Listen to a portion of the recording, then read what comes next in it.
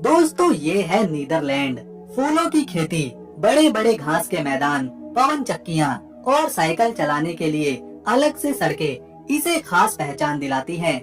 इस देश को अगर यूरोप का सबसे खूबसूरत और शांत देश कहें तो गलत नहीं होगा। ये है इसकी राजधानी एम्स्टर्डम, इस देश का दिल। राजधानी एम्स्टर्डम की नाइट लाइफ पुरुषों को बहुत ज्यादा पसंद आती है। रात के चाहे 2 ही क्यों न बजे हों, शुक्रवार और शनिवार की रात को यहाँ की सड़कों पर लोग आपको मस्ती करते नजर आएंगे। इसके अलावा एम्स्टर्डम प्रसिद्ध है अपने खाने और साफ सुथरी सड़कों के लिए। इस शहर में देह व्यापार करने वाली महिलाओं की संख्या काफी ज्यादा है।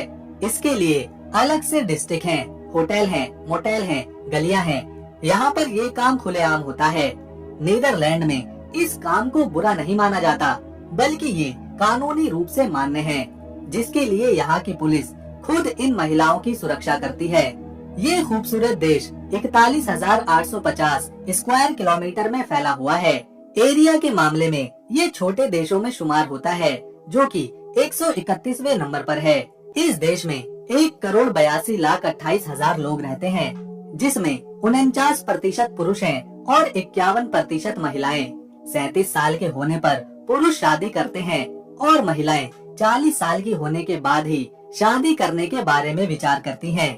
और वैसे भी नीदरलैंड में ऐसे बहुत से लोग हैं जिन्होंने शादी ही नहीं करी है। काफी सारी महिलाएं ऐसी हैं जो अकेले रहती हैं। हालांकि ये रिश्ते बनाती हैं, पर शादी करना इन्हें बिल्कुल पसंद नहीं होता। नीदरलैंड में चलने वाली करेंसी यूरो है, जो कि इंडिया के 93 रुपए के बराबर है। नीदरलैंड में एक जगह है बार्ले नसाओ। यहाँ की सड़कों पर घरों के पास 2 देशों का बॉर्डर है। ये कोई दीवार नहीं है, कोई फेंस नहीं है, बल्कि सड़क पर एक ब्लैक पट्टी बनाई गई है जिस पर क्रॉस के निशान हैं। ये कुछ और नहीं बल्कि 2 देशों के बीच का बॉर्डर है। एक तरफ नीदरलैंड है तो दूसरी तरफ बेल्जियम। इससे लोगों का ही फायदा होता है। इन्हें दोनों देशों की सुविधाएं मिल जाती हैं। एक तरफ आपको नीदरलैंड का झंडा लगा मिलेगा तो दूसरी तरफ बेल्जियम का। कई बार तो ये बॉर्डर लोगों के घरों के बीच से गुजरता है, जिससे उस घर का आधा हिस्सा नीदरलैंड में तो आधा हिस्सा बेल्जियम में आता है। एक कदम इस लाइन से पार रखा तो अलग देश, दूसरा कदम लाइन के उस पार रखा तो एक अलग देश। ऐसा बहुत ही कम देखने को मिलता है। कुछ सेकंड में आप एक देश से दूसरे देश में जा सकते हैं, बस एक कदम बढ़ाने की जरूरत है। ये जगह टूरिस्टों के लिए काफी आकर्षण का केंद्र रहती है। लोग आते हैं और एक ही देश में रहकर 2 देशों का मजा उठाते हैं। नीदर का आविष्कार भी यही हुआ था। अब तक नीदरलैंड ने 6 नोबेल प्राइज अपने नाम किए हैं। साल 1976 में विलियम फ्रेडरिक ने लिटरेचर में नोबेल प्राइज जीता था। इस लंबा माना जाता है क्योंकि यहाँ के लोगों की औसतन लंबाई पुरुषों में 5 फीट 11 इंच और महिलाएं 5 फीट 6 इंच की होती हैं। यहाँ पर कोई भी कहीं भी बिना डरे घूम सकता है, फिर चाहे वो दिन हो या फिर रात के 12 बजे हो, या फिर जंगल हो या कोई सुनसान जगह। किसी को कोई खतरा नहीं। जेल तो बनाई गई हैं, पर इन जेलों में कैदी ढूंढने से भी नहीं मिलते। साल 2013 की बात है जब नीदरलैंड की 8 जेलों को बंद कर दिया गया था, क्योंकि उनमें रखने के लिए कैदी ही नहीं बचे थे। इस देश का कानून सख्त है, जिस वजह से लोग क्राइम कम ही करते हैं। इसके अलावा जो कुछ कैदी हैं भी, उन्हें सीधा जेल में नहीं डाल दिया जाता, बल्कि उन्हें सुधारने के लिए सुधार गृहों में भेजा जाता है, जहां उन्हें एक अच्छे नागरिक बनने और क्राइम से दूर रहने के लिए प्रेरित किया जाता है। इसी वजह से आज नीदरलैंड दुनिया के सबसे सुरक्षित देशों में से एक है। यहाँ की 50% आबादी ईसाई धर्म को फॉलो करती है। 42% में ऐसे लोग हैं जो किसी भी धर्म पर यकीन नहीं रखते। 6% में इस्लाम को मानने वाले रहते हैं। 0.5% में हिंदू हैं, 0.5% में यहूदी हैं, बाकी 1% में अन्य धर्मों के लोग आते हैं। नीदरलैंड अपने सुंदर फूलों के लिए भी प्रसिद्ध है। यहाँ फूलों की खेती सबसे ज्यादा करी जाती है और दुनिया भर में सबसे बड़ा देश है नीदरलैंड, जो फूल निर्यात करता है। खासकर ट्यूलिप को यहाँ पर सबसे ज्यादा एक्सपोर्ट किया जाता है। 17वीं शताब्दी में ट्यूलिप फूलों का निर्यात डच की अर्थव्यवस्था का बड़ा हिस्सा था और आज भी है। यहाँ का लिस्से एरिया और कियोकेनहॉफ गार्डन दुनिया का सबसे बड़ा ट्यूलिप उगाने वाला गार्डन है।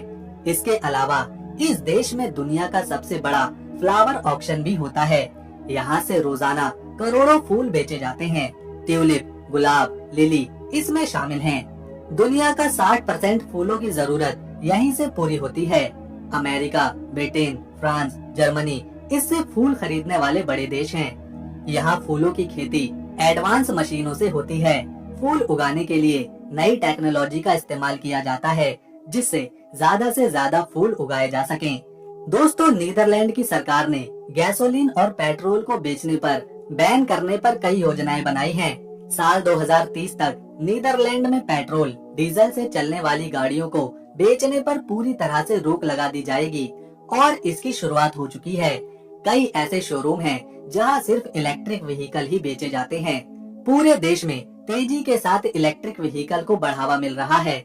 जगह जगह पर चार्जिंग स्टेशन खुल रहे हैं।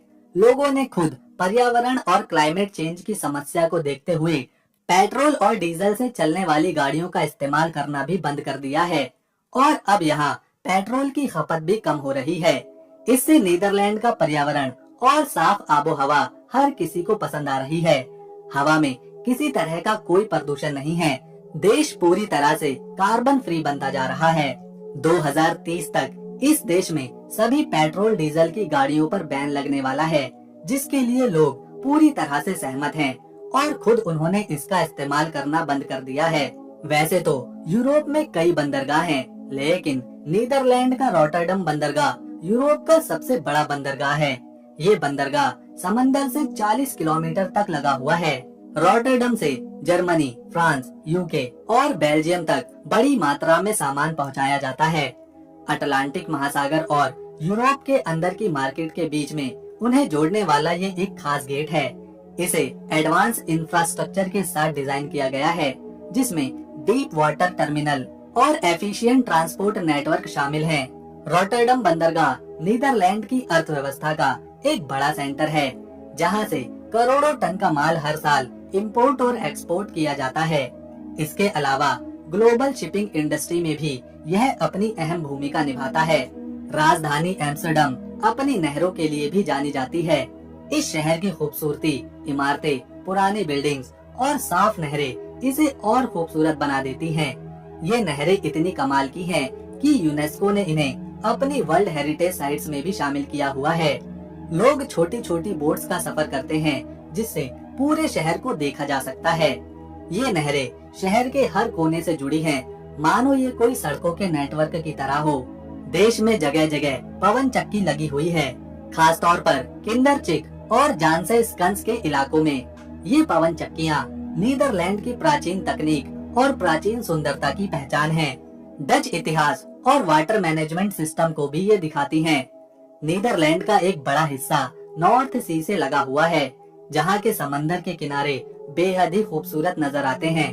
लोग यहाँ भारी संख्या में आते हैं, मौज मस्ती करते हैं, घंटों समय बिताते हैं। यहाँ पर सूरज को डूबते हुए देखना वाकई में लाजवाब रहता है। दोस्तों, नीदरलैंड में एक गांव है जो पूरी तरह से नदियों, नहरों के बीच बसा हुआ है। इसका नाम है ज़िएथॉर्न। यहाँ की प्राकृतिक सुंदरता देखने योग्य है। पर्यटक यहाँ आते हैं, नहरों के बीच बसे इस खूबसूरत गांव में शांति का एक अलग अनुभव करते हैं। ये गांव इतना खूबसूरत है, मानो किसी परियों की कहानी का एक हिस्सा हो। दोस्तों, नीदरलैंड में लोगों को साइकिल चलाना बहुत पसंद है, इसीलिए इसे साइकिलों का देश भी कहा जाता है। यहाँ हर सड़क पर साइकिल चलाने के लिए अलग से जगह बनाई गई है। लोग गाड़ियों से ज्यादा साइकिल चलाना पसंद करते हैं। साइकिल से ऑफिस जाते हैं, स्कूल जाते हैं, कॉलेज जाते हैं, शॉपिंग करते हैं, यहाँ तक कि चर्च भी जाते हैं। इससे इनकी हेल्थ भी ठीक रहती है और पर्यावरण भी साफ बना रहता है, क्योंकि नीदरलैंड सिर्फ 41,000 स्क्वायर किलोमीटर में ही फैला हुआ है, जबकि यहाँ 1,80,00,000 से ज्यादा लोग रहते हैं, जिस वजह से यहाँ पॉपुलेशन डेंसिटी काफी ज्यादा है। जमीन कम पड़ रही है और लोग ज्यादा हैं।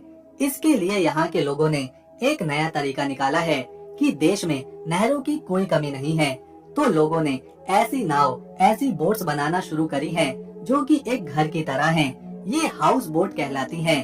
लोग इनमें रहते हैं और इनके घर नहरों पर तैरते रहते हैं। ऐसा ज्यादातर राजधानी एम्स्टर्डम में देखने को मिलता है। यहाँ पर ये तैरने वाले घर तेजी के साथ बढ़ रहे हैं। नीदरलैंड के लोगों को बिल्लियों से बहुत प्यार है।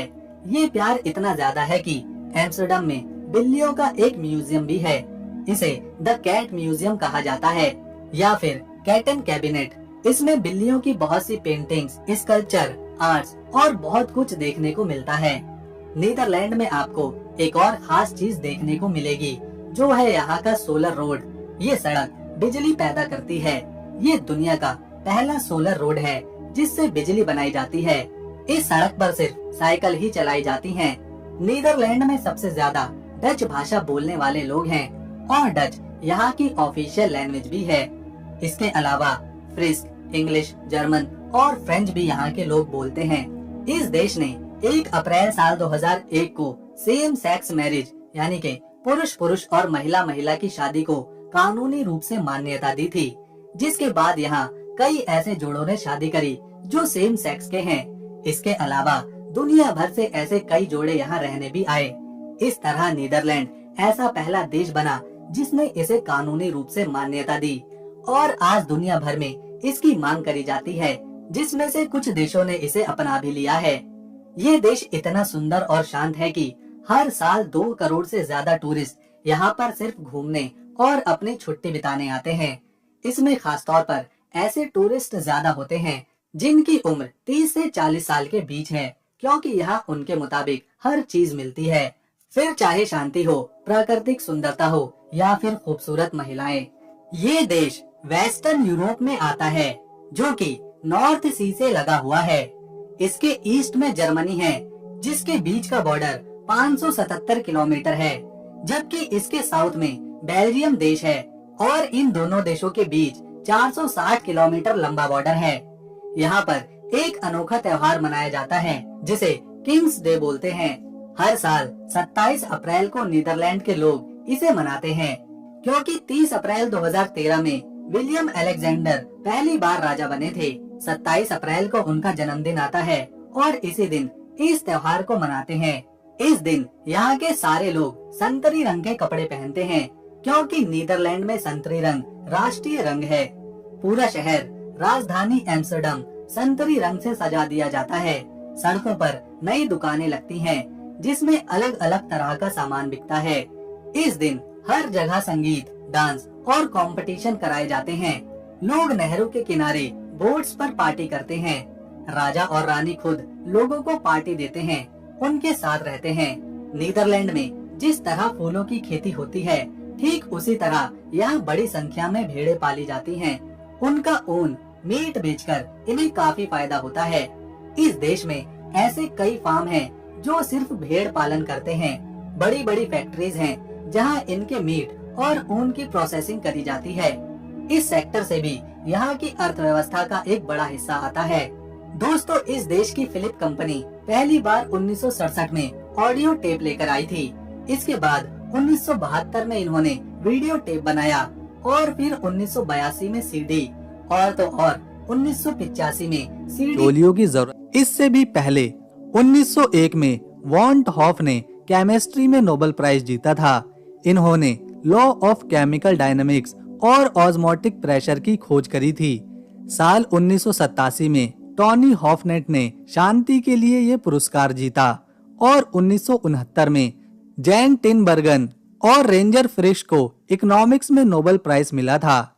इससे पता चलता है कि नीदरलैंड के लोग कितने ज्यादा पढ़े लिखे और नई नई चीजों को खोज करने में दिलचस्पी रखते हैं।